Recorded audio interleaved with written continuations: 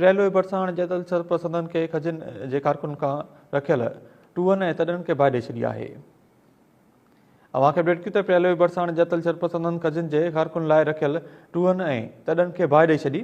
ॻोठ काइमदीन कलोड़ में हाणे जातल सरपसंद कारकूं सुकाइण लाइ रखियल टूअन तडन ऐं काठिन के बाहि ॾेई फरार थी विया।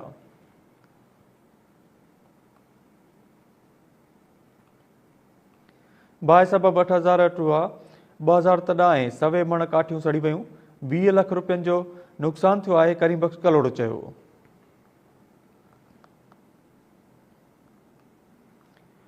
अवां खे अपडेट कयूं त प्रियलो बरसाण जातल सरपसंदन खजिन जे कारकुन लाइ रखियल टूअन ऐं तडन खे बाहि ॾेई छॾी।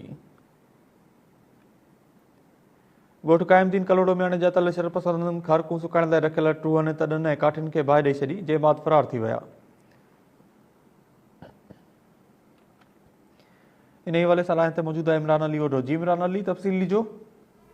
जी मां के ॿुधाईंदो हलां त प्रियल बरसां ॻोठ काइमदीन कलोड़ी जे रवासी करीमबख़्श कलोड़ जे खार खां सुकाइण लाइ टूअन ऐं तडन जे डेरे खे बाहि ॾेई फरार थी वियो। मामूल सरपसंद जवाद पारां राति जो देर सां टूअन जे डेरे खे बाहि ॾियण सबबि 8,000 टूआ 2,000 तॾा 100 मण काठियूं सड़ी रखंदियूं, जंहिं सबबि बाग़ई करीमबख़्श कलोड़ खे 20 लख रुपयनि खां वधीक जानी नुक़सान पहुतो आहे। जी वॾी महिरबानी अपडेट करण लाइ इमरान अली ओडो।